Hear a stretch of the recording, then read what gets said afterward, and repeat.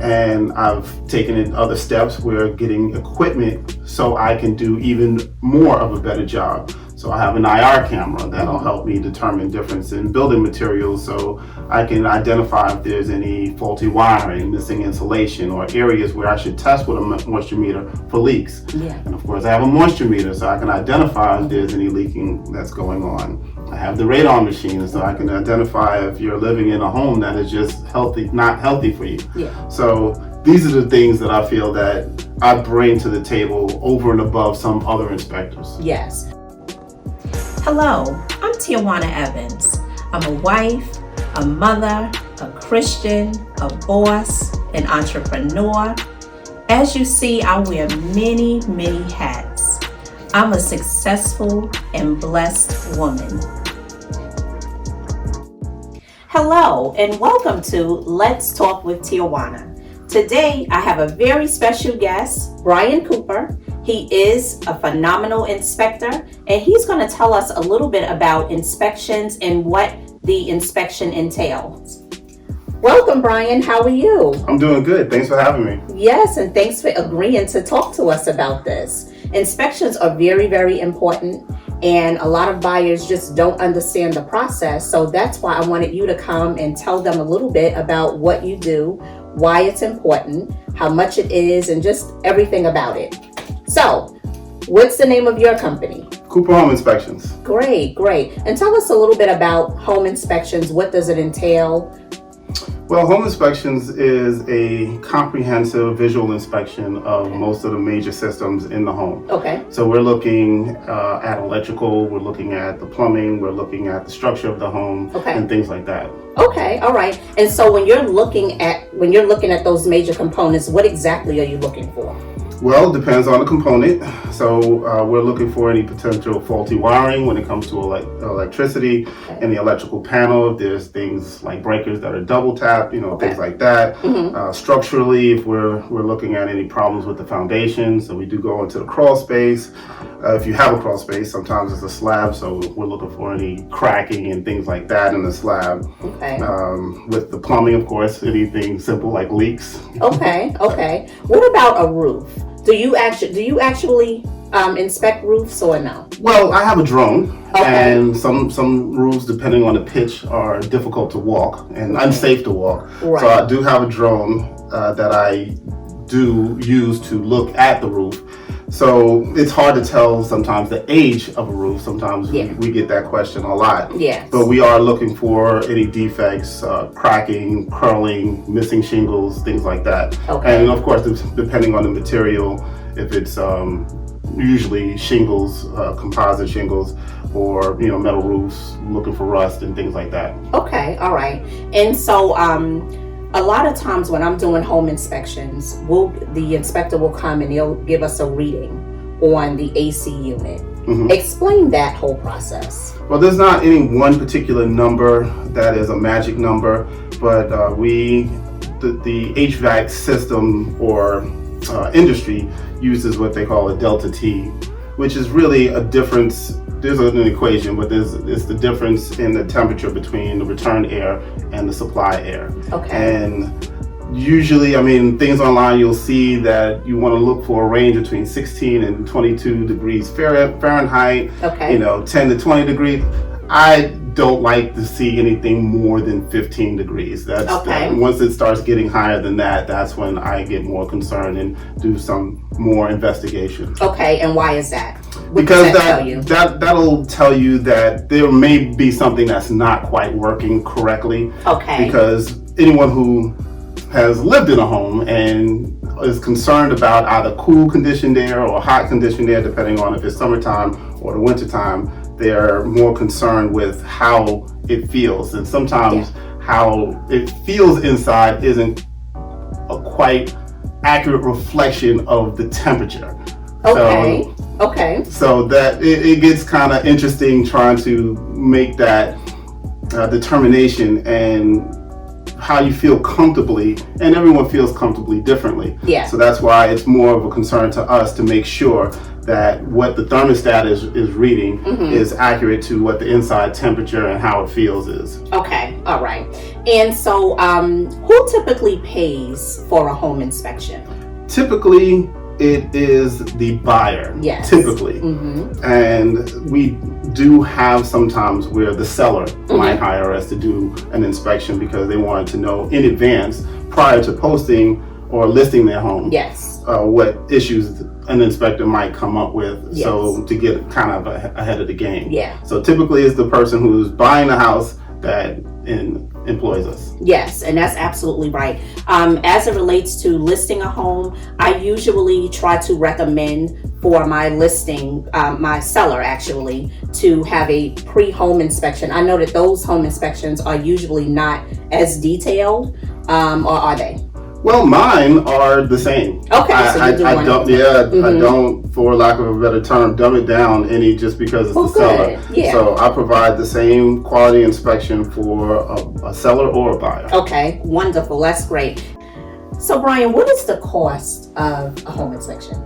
Well, my pricing is based off the square footage of the home. So you have homes that are smaller in square footage size, like condos, which are closer to the 1,000 square foot range. And then you have, of course, 4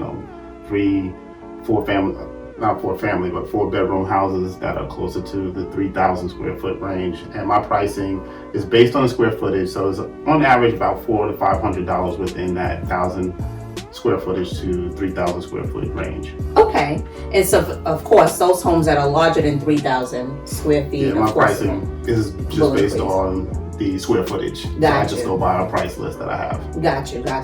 And so as it relates to mold in a home, do you test for mold? I don't test for mold. You do have to test to affirm that it is mold. Okay. And we don't test for mold. Okay. And mold is it's a biological fungus pretty much, and it's just unhealthy to live in those conditions, and it's mostly created by moisture in areas where it shouldn't be. Yes. What about radon? Radon is a radioactive gas that comes from rock that's in the earth, and it settles in structures like a home.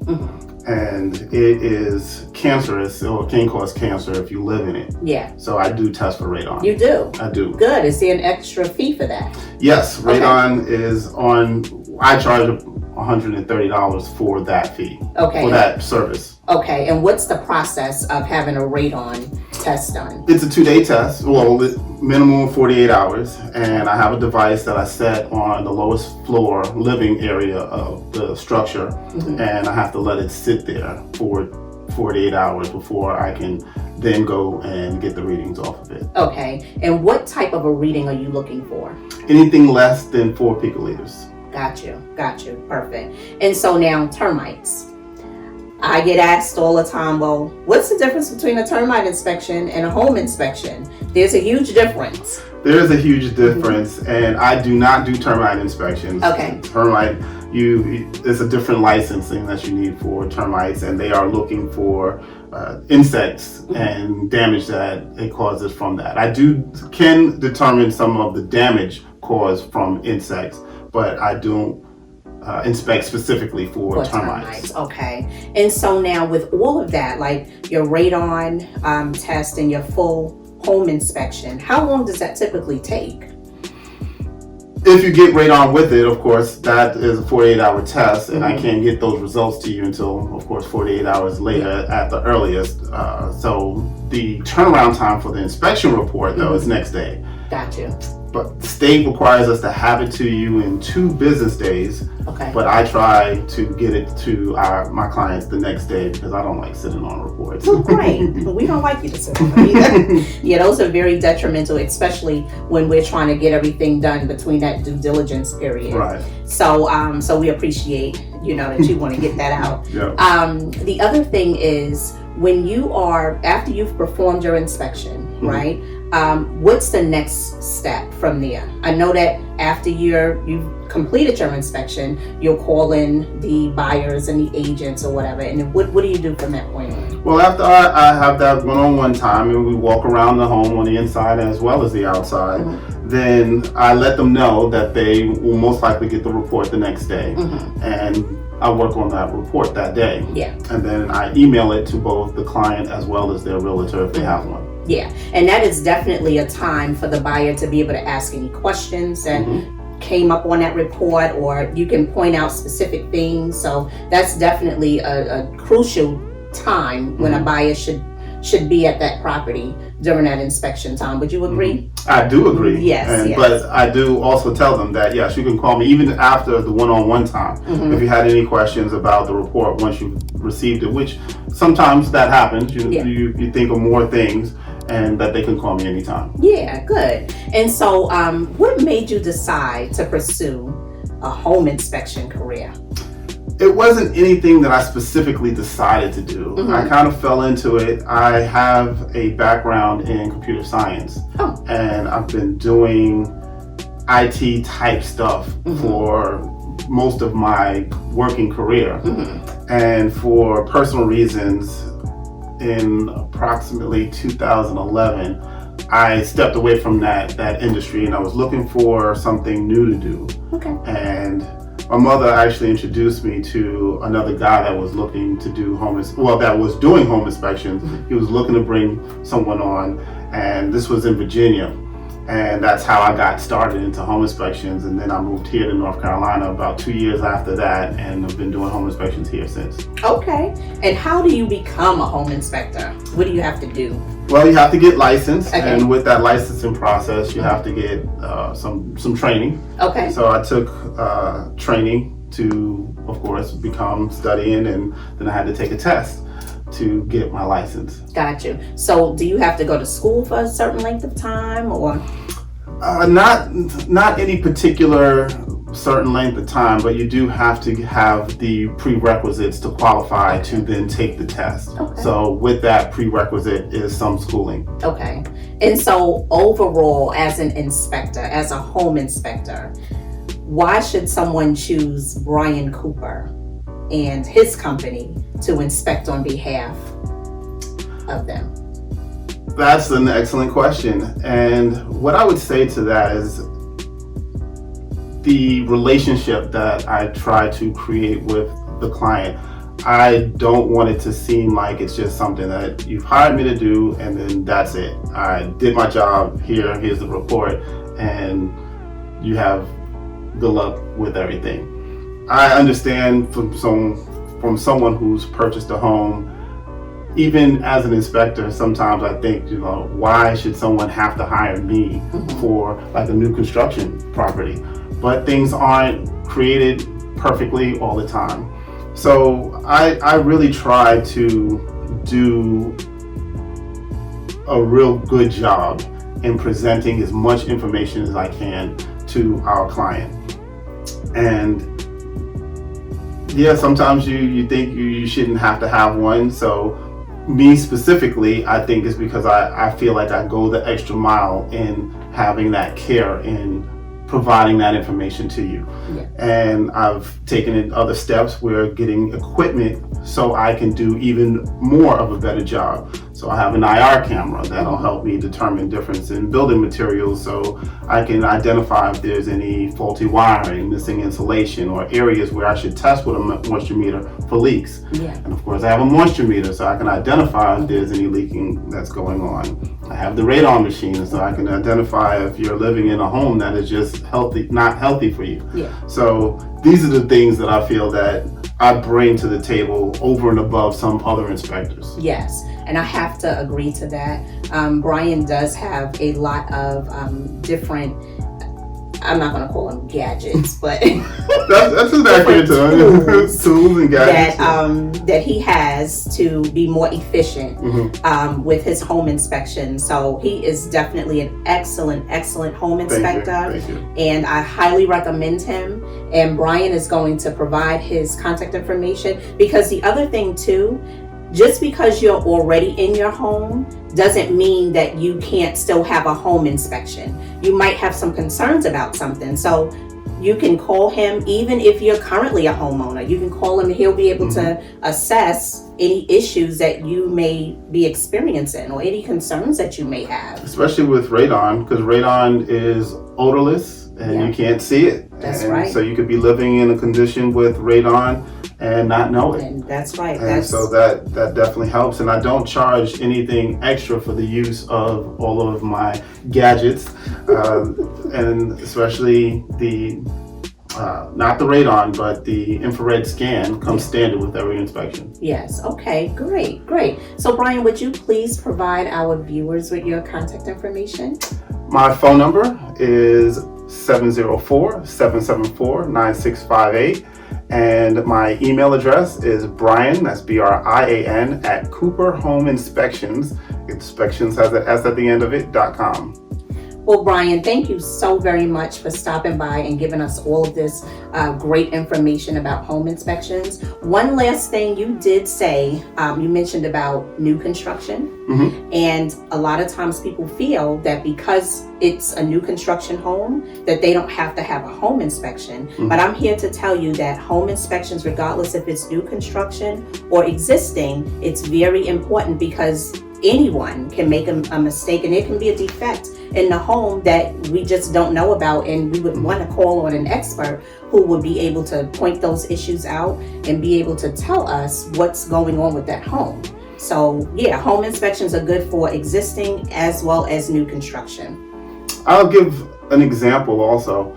Before I became a home inspection, when I bought a newly constructed house, when we moved in, after a year, we found out that there was water damage in the walls because the roof had been leaking in an area where there was some flashing that was missing.